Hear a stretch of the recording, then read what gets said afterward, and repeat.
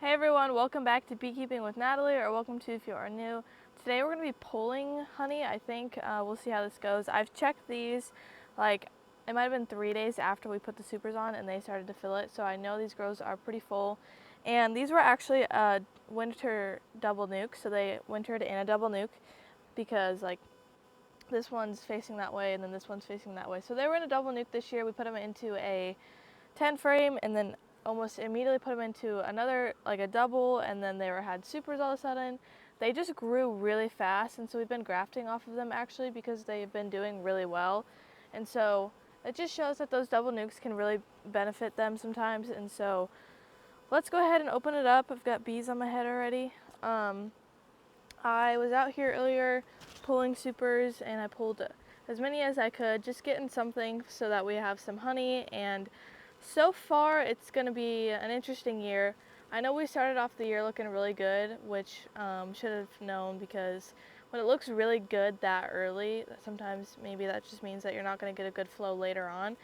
And I don't know, maybe it'll kick in eventually, but like our sweet yellow clover that we get every year, that is our main flow, it's not doing too good. It's like 15 miles down the road that way, or 15 minutes or whatever. Just like right down the road, there's a ton of clover, and then around our yard here, there's just nothing. So we've got another yard that I think is hopefully going to do really well. Usually they do pretty good on honey production, so hopefully they'll do good this year. But honestly, I'm hoping this isn't all the honey we're getting this year. But we're going ahead and pulling it because we need it. And so yeah, there's a lot of bees in here. One of the things that we have tried is single brood. So I've talked about it before.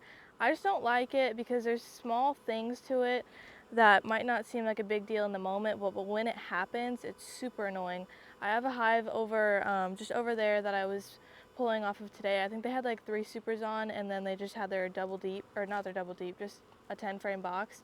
And by the time I pulled all those supers off, the bees had nowhere to go because they were all up in those supers, and so they had nowhere to go, so they were just everywhere. They're all over the box, all over the outside of the super, so that's just kind of annoying. They also have a tendency to swarm more. It's just a little bit harder to manage them, but that's kind of the whole thing about single brood. It's a little bit harder to take care of, but you do typically get some more honey from them. But anyways, this is not a single brood. This is a double with 3 supers on, looks like mediums. And I figured we would go ahead and test it. Yeah, so this is full. The third box might not be as full because usually like once they start filling it and it's pretty full, I put it on the top. That way they'll hopefully start working that bottom one faster and they don't have to go through 3 different supers to get to the top. I know some people will do like a top entrance, so they'll like put a hole in their boxes up here or something like that. We've done that before. We have some that already have a hole in it. We have some that are just breaking, so we'll use that as an entrance.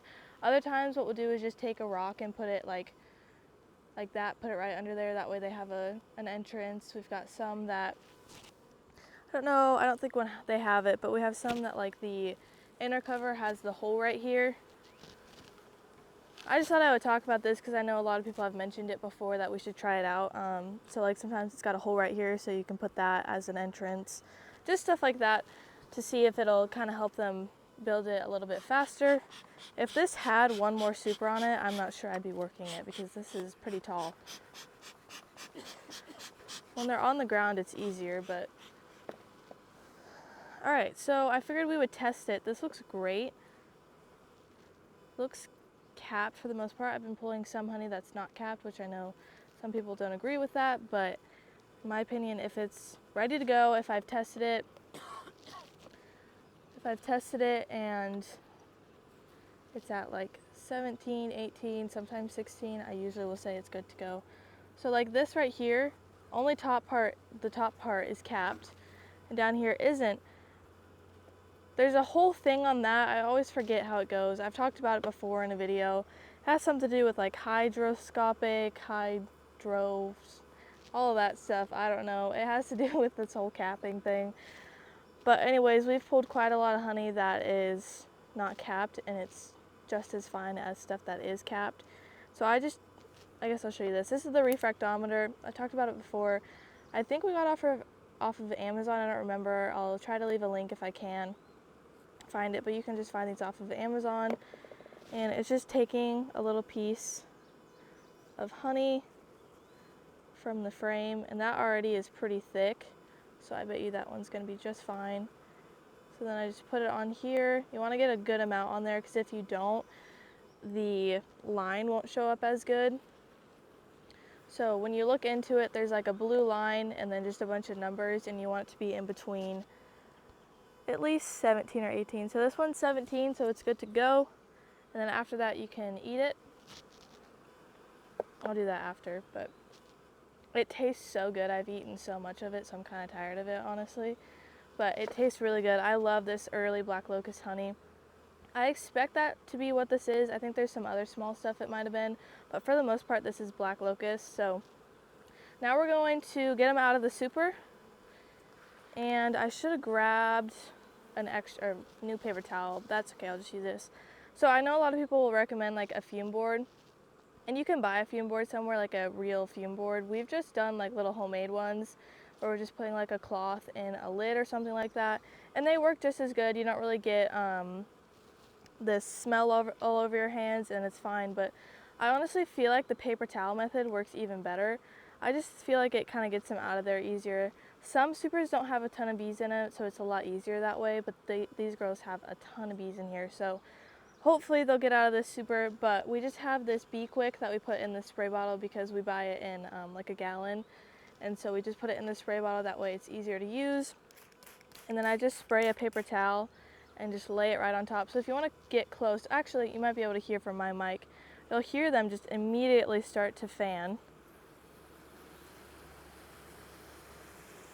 Let me get these dead bees off there. That doesn't look super great. So they're just immediately fanning.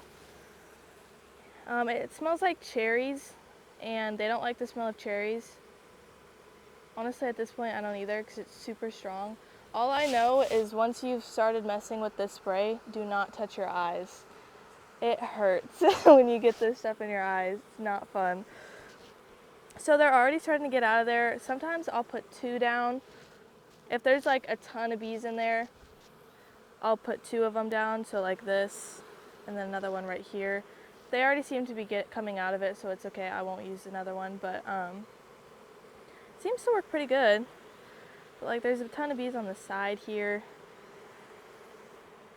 But then I always like to leave some room, like sometimes I'll keep it like this. Because if you keep it fully closed, sometimes they can't get out, and you'll lift this and they just come flying out of there. So you want to give them some room to be able to get out of here, especially when you're getting down to that last box. So usually what I do is I start one, and then I move down to the next hive and I put another one on. I'll sometimes test it. Usually in a yard I'll just test a few hives, and then we're good to go, knowing that most of them are probably good to go. We'll also we have a dehydrating room that we'll put them in for now. There's a few supers I've tested that have been about 19, but once you're mixing the honey, it'll be usually about 18, which is what we're wanting, because we'll get some that are 16 and some that are 19, so when you mix that together, it usually turns out to be perfect.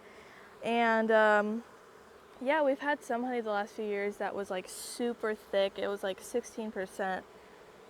This one seems to be perfectly fine though, so looks pretty good. I didn't grab it, but there's what's that called? A blower? I guess I'll grab it for now. It's just a DeWalt.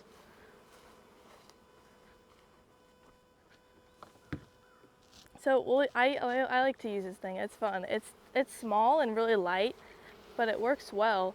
So when there's a ton of bees in here, we'll just blow them out of there. Just get them out of there. It works really well. And so sometimes I'll do that. I usually try to do that after each super, just so I can get most of those bees out of there, because we're taking them right to a room after this. And so I want to make sure that there's really no bees in here. And so then I just pull it off and put it back into the side-by-side over there. Let's see if I can lift this.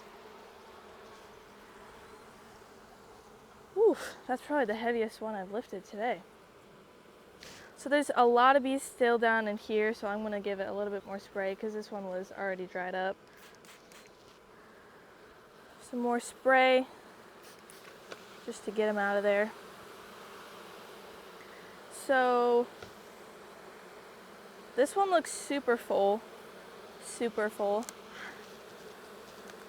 The amount of times I've used that joke is it's not great.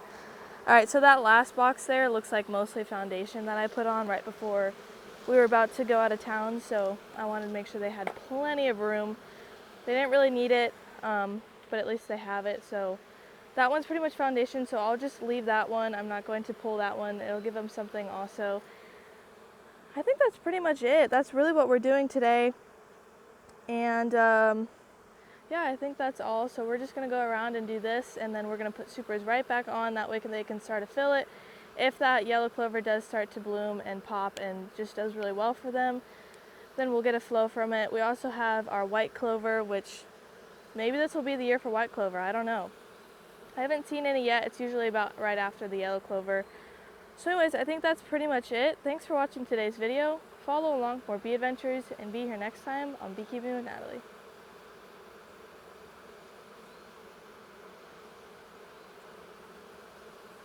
What are you doing?